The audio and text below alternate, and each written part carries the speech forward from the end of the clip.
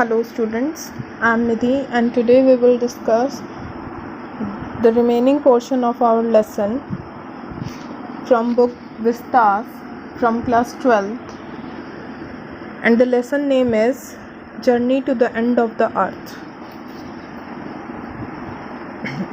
Walk on the Oceans. अब यहाँ पर जो है ऑथर अपने एक्सपीरियंस के बारे में हमें बताएगी। ठीक, अभी तक वो अंटार्कटिका के पर गई हुई है, हमें ये पता चला है। My Antarctica experience was full of such epiphanies होता है experience of a sudden thing.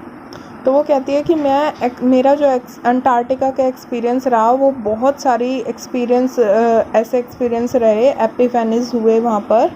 But the best occurred just short of the Antarctic circle eight 65.55 degree south. लेकिन जो सबसे बेस्ट जो मेरा एक्सपीरियंस रहा वो रहा अंटार्कटिका सर्कल, जो कि 65.55 डिग्री साउथ में था, यानी वो इक्वेटर में जाकर वहाँ का हमें बता रही है कि वो कहाँ थी।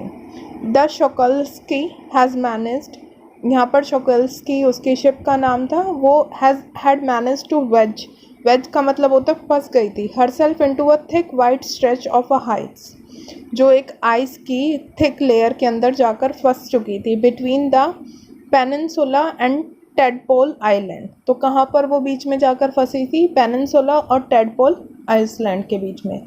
विच वॉज प्रिवेंटिंग अस, जो हमें रोक रही थी, फ्रॉम गोइंग एनी फर्दर, आगे जाने से जो हमें रोक रही थी। द कैप्टन ने डिसाइड किया। अब कैप्टन का नाम जो है हमें जो उनके हेड रहे थे वो रहे थे जियोफ ग्रीन। तो captain decided we were going to turn around and head back north. Captain ने हम लोगों को कहा कि भाई हम लोग जो है वापस मुड़ेंगे और नॉर्थ की तरफ चलेंगे। But before we did we were all instructed to climb down the gangplank. अब ये गैंग प्लांक क्या होता है? शिप से नीचे उतर जाना, जैसा कि आपको ये स्क्रीन पर नज़र आ रहा है। इस तरीके से उन लोगों को इंस्ट्रक्ट कर दिया गया कैप्टन के through. And walk on the ocean, और हमें ओशियन पर चलने के लिए बोल दिया गया। ओशियन पर कैसे चलेंगे? क्योंकि वहाँ पर पूरी की पूरी बर्फ़ जमी हुई होती है, तो वहाँ पर चलना थोड़ा सा पॉसिबल है। सो देयर वी वर, तो हम लोग वहाँ पर चल दिए। ऑल 52 ऑफ अस, तो शिप में क्रू मेंबर कितने थे? वे सारे के सारे 52। किटेड आउट का मतलब होता है कि आप जो भी पर्टिकुलर थिंग्स आपको उस टाइम के लिए चलने के लिए जितनी भी नीड हैं, they needed at a particular things to walk in Gore-Tex होता है एक सिंथेटिक वाटरप्रूफ फैब्रिक होता है जो वो पहनकर निकले। एंड ग्लेयर्स का मतलब होता है sunglasses. Walking on a stark whiteness का मतलब कंप्लीट विटनेस थी। अब ये सारे 52 के 52 जो हैं उन्होंने अपना किटेड आउट किया, यानी जो भी उनको ज़रूरी सामान था साथ में ले जाने के लिए वो उन्होंने लिया। अपने सिंथेटिक वाटरप्रूफ जो है फैब्रिक्स उन्होंने पहने और सन ग्लासेस लिए। Walking on the stark whiteness that seem to spread out forever, और ऐसा लग रहा था कि वो पूरी सारी तरफ एक कंप्लीट वाइटनेस थी जो कि चारों तरफ फैली हुई है, जहाँ तक भी नज़र जा रही थी। Underneath our feet was a metre thick, हमारे पैरों के नीचे एक लगभग 1 मीटर थिक जो है आइस की शीट थी। एंड अंडरनीथ, और उसके नीचे 180 metres of living breathing salt water, और उसके नीचे लगभग इतनी गहराई वाला 180 मीटर गहराई वाला समुद्री पानी था, यानी ओशियन था। इन द पेरिफ्री होता है एज ऑफ एन एरिया, किसी चीज़ का किनारा।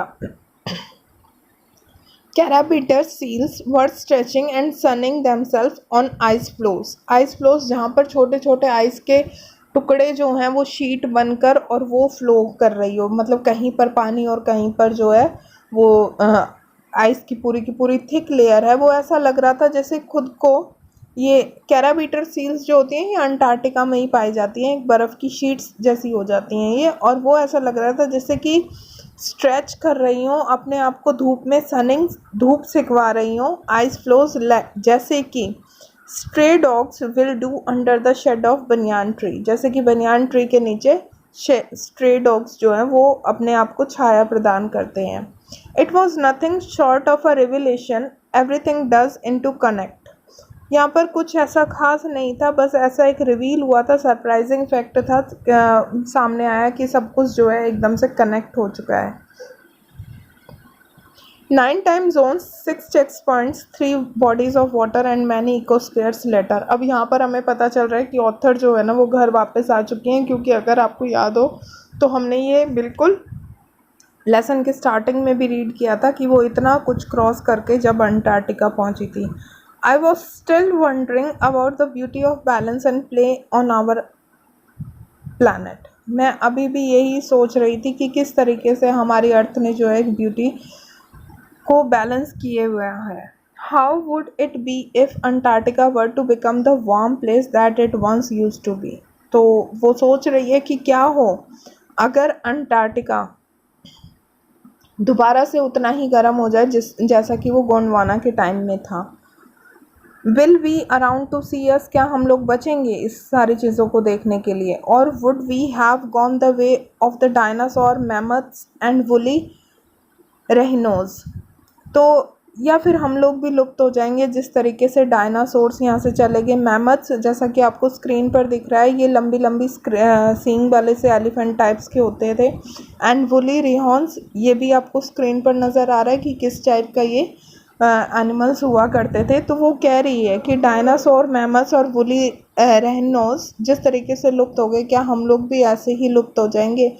हु इज़ टू से, कौन बताएगा, कौन कहेगा? But after spending 2 weeks with a bunch of teenager, लेकिन 2 वीक बिताने के बाद अंटार्कटिका में उन टीनेजर के साथ जो कि who still have the idealism, जिनके पास अभी भी यही आइडियलिज्म है टू सेव द वर्ल्ड, कि वो वर्ल्ड को बचाएंगे। All I can say that a lot can happen in a million years, जो कि मैं सिर्फ इतना ही कह सकती हूँ कि जो कुछ भी मिलियन ईयर्स में हुआ है, but what a difference a day makes, तो उसमें एक दिन जो है वो क्या डिफरेंस ला सकता है। तो यहाँ पर जो है हमारा लेसन जो है वो ख़त्म होता है। I hope you understand the lesson and thank you for watching the video.